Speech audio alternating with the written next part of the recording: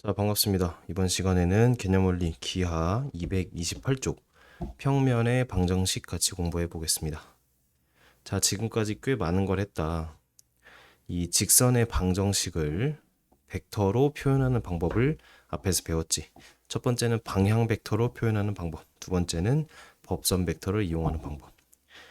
자, 그러면 공간에서 평면도 우리가 직선이 아니고 평면도 x, y, z 미지수를 이용해서 표현할 수 있지 않을까라는 생각을 누가 해본 거야. 자, 잠깐만 눈을 감고 떠올려 보자. 공간에 기울어져 있는 어떤 평면이 있어. 그 평면을 x, y, z로 어떻게 표현할까? 감도 안 잡히지, 그치? 근데 그 평면을 누군가는 평면의 수직인 법선 벡터를 이용해서 평면을 정의해보자라는 아이디어를 떠올린 거야. 그래서 평면을 미지수로 표현할 수 있게 되는 거지. 신기하지? 그 과정을 한번 보여줄게요. 자, 평면이 뭐 XY 평면에 수직하든 평행하든 수직하든 뭐 상관없습니다. 그러니까 공간상에 평면이 기울어져 있는 거 하나 생각을 해볼게. 그럼 요 평면 알파를 내가 이제 정의를 할 건데 평면을 어떤 식으로 표현할 거냐면 평면의 수직인 방향 벡터 하나를 설정을 할게요. 그러니까 평면을 뚫고 지나가는 거야. 그치? 그러니까 평면이 정해지면은 그 평면의 수직인 벡터도 하나로 정해지지. 그러니까 벡터가 어디에 있는지는 다를 수 있지만 그 벡터가 가리키는 방향은 하나로 딱 정해지잖아. 얘를 법선 벡터라고 할게요. 법선 벡터. 법선 bek터는 무슨 뜻이야? 어떤 거의 수직인 벡터를 의미하는 거잖아. 그리고 얘는 보통 n으로 표현합니다. 벡터 n은 a, b, c라는 방향을 가지고 있겠지. 그러니까 방향을 가지고 있다고 해서 방향 벡터는 아니고 그냥 법선 벡터가 어떤 방향을 가지고 있다 이 얘기지, 그치? 자, 그 다음에 평면 위에 어떤 점을 내가 x0, y0, z0라고 놓을게. 자, 평면 알파라는 것은 점 A를 지나면서 법선 벡터의 수직인 거야. 맞지? 자, 그럼 이제 이 평면 위에 또 다른 점 내가 B라고 놓을게. 걔를 x, y, z, 얘는 움직여. B는 움직이고 A는 고정되어 있는 거야. 그리고 A부터 B까지 화살표를 쏠게. 지금 무슨 말이냐? A, B 벡터라는 거를 구해볼 거야. 걔는 이 위치 벡터로 표현하면은 OA에서 OB에서 OA를 뺀 거지. 그래서 두 개를 빼버리면은 x 빼기 x 제로 y 빼기 y 제로 z 빼기 z 제로라고 표현할 수 있지. 자, 이제 정말 중요한 걸 할 건데 뭐냐면은 B가 움직이면은 B가 만약에 여기 있어. 그러면은 요걸 가리킬 때고 B가 움직이면 요걸 가리키겠지. 즉, 점 A를 지나면서 그 B가 평면상 위에 있다면 그 모든 벡터들은 법선 벡터와 수직일 거 아닐까. 다시 평면 알파 위에 있는 모든 직선은 그 평면과 수직한 법선 벡터와 수직이겠지. 이거는 우리 2단원에서 배웠다, 그치? 어떤 평면과 그 평면에 수직인 직선이 있으면 그 평면 위의 모든 직선들은 그 직선과 수직이다. 이해되는데 다시 자, 평면이 있어. 그리고 얘를 수직으로 하는 직선이 하나 있습니다. 그 직선이라고 할게. 수직으로 뚫고 지나가는. 그럼 그 직선은 평면 위의 모든 직선들과 다 수직이 되는 거. 이해되는데 움직이면은 그러니까 움직여서 이 수직인 직선과 일치시키면 일치라기보다 만나게 하면은 다 수직이 된다 이 얘기잖아, 그치? 그걸 2단원에서 배웠습니다. 자, 그래서 이걸 하고 싶은 거야. 법선 벡터 n이랑 a, b 벡터를 내적을 하면은 0이 되겠지. 요 식을 이용을 해서 우리가 평면을 미지수로 표현하는 겁니다. 자, 따라서 법선 벡터 n이라는 것은 a, b, c고 a, b 벡터라는 것은 x 빼기 x 제로, y 빼기 y 제로, z 빼기 z 제로는 0 이게 되겠지. 내적하면 0이니까. 왜 내적하면 0이야? 수직이니까 두 벡터가. 따라서 정리하면 a, x 빼기 x 제로, 더하기 b, y 빼기 y 제로, c, z 빼기 z 제로는 0이. 요것이 의미하는 것이 이제 평면의 방정식인 겁니다. 뭐냐면은 점 A x0, y0, z0를 지나고 벡터 n a, b, c의 수직인 평면을 의미하는 방정식이 된다는 거야. 그리고 이 벡터 n을 뭐라고 한다고?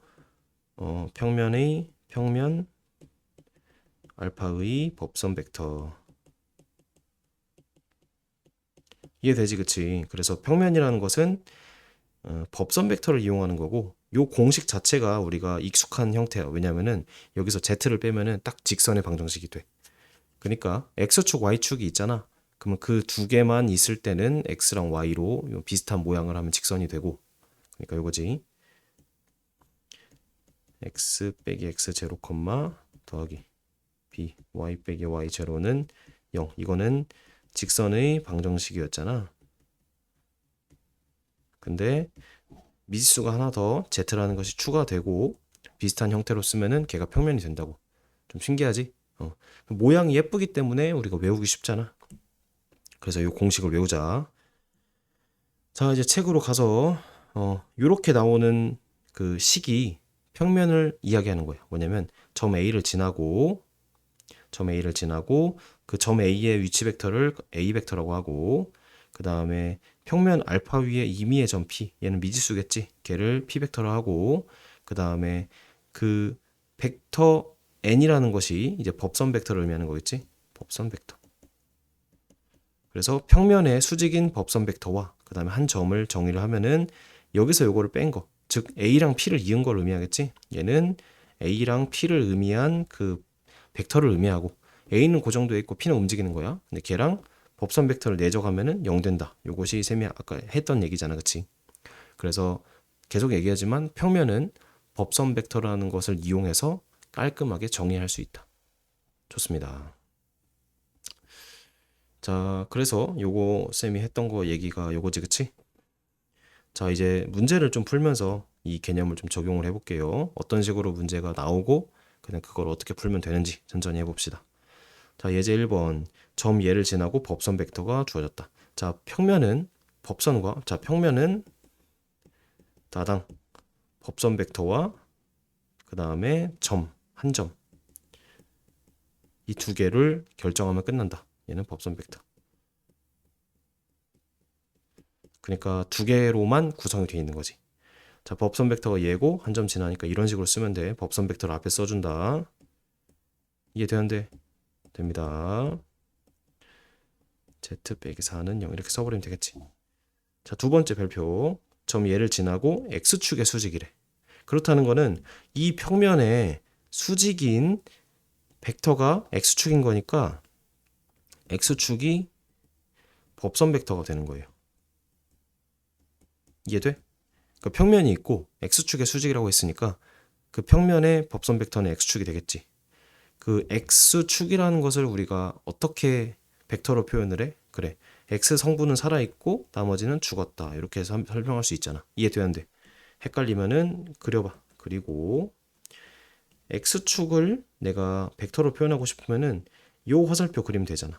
그럼 얘라는 것은 여기 0,0이고 0,0,0이고 여기가 1,0,0,0이라고 놓으면은 그냥 0,0,0에서 1,0,0,0으로 쏜 그 벡터가 그냥 이게 되겠지, 그치? 그래서 x축을 의미하는 것은 요거라고 생각하면 돼. 자, 여기다 좀 써보자. x축 벡터라는 것은 x축을 표현하는 벡터는 1,0,0. 그 다음 y축은 그래, y 성분만 살아있으면 되겠지. z축은 0,0,1 이렇게 표현할 수 있겠지. 적어놓자. 자, 그래서 법선 벡터가 얘고 한 점 얘를 지나니까 공식을 쓸 건데 이거밖에 없다. 얘 하나 쓰고 x 빼기 나머지는 0이잖아. 그치? 그래서 x는 2가 요 평면의 방정식이 되는 겁니다. 신기하다, 그치? 마치 요거랑 비슷해. 그 좌표 평면, 그러니까 x축과 y축만 있는 거에서 x축에 평행하거나 y축에 평행한 거는 뭐 x는 3, y는 2 이런 식으로 썼잖아. 그거랑 비슷합니다. 자, 3번. 점을 지나고 xy 평면에 평행하다. 얘들아, xy 평면에 평행하다는 것은 법선 벡터가 뭐란 얘기야? 법선 벡터가 y축이란 얘기잖아. 그래서 y축은 0, 1, 0이지 법선 벡터가. 따라서 얘만 살아있으니까 y 더하기 3이 0이다. 그래서 y는 마3이다라는 식을 쓰면은 요거 자체가 평면을 의미하는 거라고. 그래서 지금 머릿속으로 그려지는 사람은 잘하고 있고 그려지지 않으면은 요 정도는 한번 그림을 그려봐도 좋을 것 같아. 수업 시간에 하진 않고. 자, 그래서 넘어갑니다. 그리고 얘들아, 요런 공식을, 요 비슷한 공식을 얘 전개를 하면은 최종적으로 x, y, z 살아남고 상수항도 있죠. 그래서 걔를 이제 전개했을 때 요런 모양이 되는 거고, 요런 좌표 공간에서 x, y, z에 대한 1차 방정식 ax 더하기 by 더하기 cz 더하기 d는 0이라는 것은, 이 방정식이 의미하는 것은 법선 벡터가 a, b, c인 평면을 의미하는 거다. 오케이, 좋습니다. 자, 그래서 여기 별표 한번 쳐보자. 좌표 평면에서 x, y에 대한 1차 방정식 ax 더하기 by 더하기 c는 0. 이거는 직선을 가리키고, 좌표 공간에서 z가 추가된 요 방정식은 평면을 가리킨다. 뭔가 좀 예쁘지, 그치? 예쁘게 정리가 된다. 자, 그래서 보기 1번 봅시다. 자, 방정식 요런 모양의 의미는 법선 벡터 1, 2, 5를 법선 벡터로 하는 평면을 의미하겠지, 그치? 그리고 방정식 얘는 법선 벡터가 얘인 평면을 의미한다. 좋습니다. 자, 8번부터 이제 문제 풀어볼게요. 자, 법선 벡터. 그러니까 평면이라는 것은 두 가지로 구성된다고 했지. 법선 벡터와 한 점. 이 두 개만 정해주면은 평면이 하나로 결정된다. 자, 점을 지나고 직선 얘의 수직이다. 수직이라는 것이니까 얘가 법선 벡터라는 거겠지. n이라고 쓸게. 자, 걔를 뽑아내보자. 2, 4, 마일. 그러니까 직선의 방향 벡터가 이 평면의 법선 벡터가 되는 거겠지. 그래서 법선 벡터가 얘가 있고 점을 지나니까 그대로 써주면 되겠다. 2, x 빼기 1, 4, y 빼기 2, z 빼기 3은 0이다. 얘를 정리하면 되겠지. 정리 따로 안 하겠습니다. 자, 두 번째. 점을 지나고 평면에 평행하다. 자, 평면에 평행하다는 것은 이 평면과 법선 벡터가 같다는 얘기야.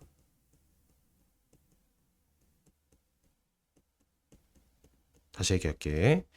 자, 평면이 두 개가 있습니다. 근데 두 개가 만나지 않고 서로 평행해. 근데 두 평면이 평행하잖아. 그러면은 두 평면의 법선 벡터도 평행하겠지. 이건 직관적으로 이해돼야 돼. 다시 두 평면이 평행하면 두 평면의 법선 벡터도 평행하다. 이거 직관적으로 이해되죠? 그래서 법선 벡터가 평행하다는 거는 그냥 법선 벡터가 같다고 놓으면 되겠지. 그래서 3, 마일이니까 법선 벡터 정했고 한 점 정했으니까 3. 이거 헷갈리면 안 돼. x 빼기 2 더하기 빼기 2 y 빼기 3. 그 다음에 빼기 z 더하기 1은 0이다. 이거 정리하면 되겠지. 자, 어렵지 않죠? 어렵지 않고 넘어갑니다. 그 다음 9번. 자, 세 점을 지나는 평면이래. 우리 중학교 때 배웠을 거야. 점이 3개가 있으면 하나의 평면이 결정이 된다. 중학교 때도 배우고 기하. 맨 처음 시간에도 배우지, 그치? 자, 그래서 이 A, B, C 세 점이 있는데 어떻게 할 거냐? 자, 얘는 어떻게 할 거냐면은 AX 더하기 BY 더하기 C 더하기 CZ 더하기 D는 0이라 놓고 대입 노가다. 근데 대입 노가다를 하잖아. 자, 문자가 A, B, C, D 4개야. 근데 식이 3개면 미지수가 하나로 결정이 되지 않거든? 그럴 때는 미지수 하나로 몰아서 나누기. 무슨 말인지 설명해 볼게. 자, 이렇게 놓고 눈 0까지 놓고 그 다음에 대입을 해볼게. 첫 번째 A를 대입하면은 2C 더하기 D는 0이지. 그래서 C는 마이너스 2분의 1 D라고 정리를 한다. 그러니까 모든 A, B, C를 D로 표현하는 거야. 두 번째, B를 대입해보자. 그럼 마 14D, 마 14B 더하기 D는 0. 그러니까 B는 14분의 1D가 되겠지. 그 다음에 얘 대입하면은 4A 빼기 2B 더하기 D는 0. 이걸 정리하면은 A는 뭐 B까지 대입하면은 이게 된대. 따라서 AX 더하기 BY 더하기 CZ 더하기 D는 0이라는 것은 이걸 집어넣으면은 3D 그 다음에 더하기 14분의 1D 이게 X가 빠졌네. X 그 다음에 Y 그 다음에 2분의 1 DZ는 더하기 D는 0 이렇게 되겠지. 자, 마지막에 D를 다 날려버릴 수 있겠지. 날려버리고 14를 곱하면은 3X 빼기 Y 더하기 빼기 7 마이너스 14를 곱할게. 더하기 7Z 빼기 14는 0. 그러니까 14를 곱하고 D를 나눠주는 거야. D를 다 없애버리고 그 다음에 뭐 예쁘게 정리하면 이렇게 되겠지. 즉 마지막에 이제 미지수 하나로 몰아서 그 다음에 나눈다. 그 뭔 미지수로 나눈다는 얘기야. 알겠죠? 자, 그래서 결과적으로 대입 노가다니까 실수하지 않게 천천히 풀면 될 것 같다. 자, 그 다음 10번. 두 평면의 교선의 방정식. 자, 얘는 뭐 그냥 연립 후 직선의 방정식 형태로 정리라고 쓸게. 정리. 자, 무슨 말이냐? 연립을 해볼게. 연립이라는 것은 이렇게 쓰고 그 다음에 아이고 2x z 빼기 1은 0 이렇게 있지. 두 개를 빼버릴게. 그럼 위에서 아래 빼면 x 빼기 y 빼기 2는 0. 그래서 x는 y 더하기 2. 일단 요거 이따 나중에 쓴다. 그 다음에 x를 뭘로 표현했잖아. x랑 y 관계식이지. 이번엔 x랑 z 관계식을 해볼게. 자, 무슨 말이냐? 위에 걸 2배 한다. 쌤이 하는 거 잘 봐. 그리고 밑에 거 그대로 써. 이번엔 y를 없앨 거야. 2개 뺀다. 그럼 4x 빼기 z 빼기 5는 0.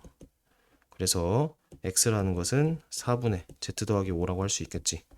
자, 따라서 무슨 말이냐?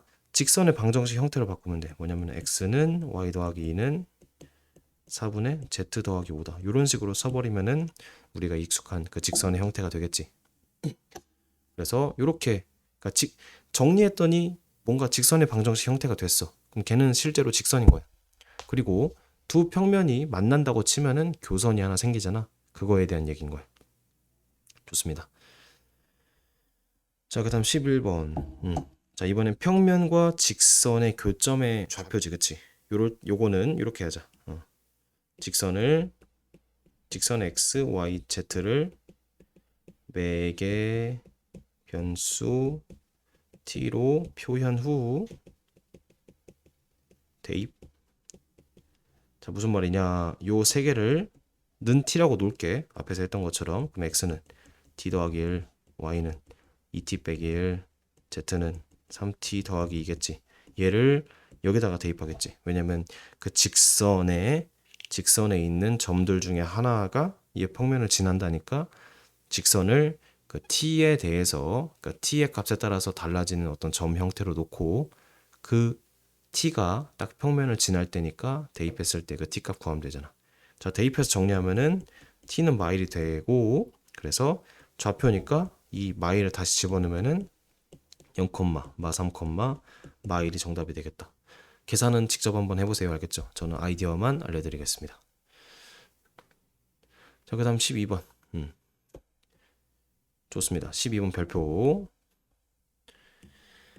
자, 점에서 평면에 내린 수선의 발을 H라고 한다. 그래서 이 H에 대한 설명을 해볼게. 자, 평면을 우리가 미지수로 표현할 수 있고 어떤 점을 또 좌표로 표현할 수 있는데 이 점에서 평면에 수선의 발을 내렸을 때 이 점에 대한 얘기를 묻는 거야. 좋아. 자, 그럼 이렇게 해볼게. 일단은 이 AH라는 직선의 방정식을 구해 볼 건데, 직선의 방정식은 방향 벡터 플러스 한 점을 알면 구할 수 있지. 근데 직선 AH의 방향 벡터라는 것은 그냥 AH 벡터를 구하면 되는 거 아니야? 맞죠? 근데 그 AH 벡터라는 것이 잘 보면은 평면에 그냥 법선 벡터잖아. 그러니까 평면에 수직인 직선이 AH가 되는 거니까 그냥 AH의 방향 벡터라는 것은 그냥 이렇게 하면 안 되겠다. 이렇게 할게. 다시 얘기할게. 자, 직선 AH의 방향 벡터는 뭐랑 같아? 평면 알파라고 할게. 이거 알파의 법선 벡터와 같이 그림 보면은, 그래서 평면 알파의 법선 벡터를 구하면은 3, 2, 마일이잖아. 그래서 방향 벡터 정했고 한 점 정했으니까 따라서 어떻게 쓰면 돼? 이거는 이거 다 써주고 방향 벡터를 써주고 한 점 이렇게 써버리면 되겠지. 맞아, 아니야? 이해됐죠? 이거 정리해주면 되겠지. 그래서 이게 직선의 방정식이다. 끝났네. 자, 두 번째. 이번엔 점 H의 좌표를 구하는데 얘는 직선 AH라는 것과 평면의 교점이잖아. 그치? 그러니까 위의 문제로 바뀌는 거야. 다시 요 직선이 있고 얘와 그 평면 사이에 교점의 좌표니까 얘를 이제 t로 놓을게. 그러면은 x는 3t 더하기 5, y는 2t 더하기 1, z는 마이너스 t 더하기 4겠지. 걔를 평면에 대입해. 그럼 t에 대한 식이 나오겠지. 그 t를 정리하면 되지. 그럼 t를 정리하면은 마이너스 1이라는 값이 나오고 그 마이너스 1을 다시 여기다 대입하면은 좌표가 나오겠지. 그래서 2, 마일, 5가 점 h라는 것의 좌표가 된다 이겁니다. 푸는 방법이 어렵지 않지만 우리 이해가 되잖아, 직관적으로. 근데 이 풀이 과정을 너희가 쓸 수 있어야 한다고. 쓸 수 있으려면은 쌤이 이제 계산을 안 하고 넘어간 부분 직접 계산해야 되고 밑에 유사 문제도 풀어야 되고. 그래서 이 11번과 12번이 유기적으로 연결된 문제라는 거 알겠죠? 자, 그래서 고생 많으셨고 이제 평면에 대한 얘기를 했으니까 평면 사이의 각에 대한 얘기도 다음 시간에 해보겠습니다. 고생 많으셨습니다.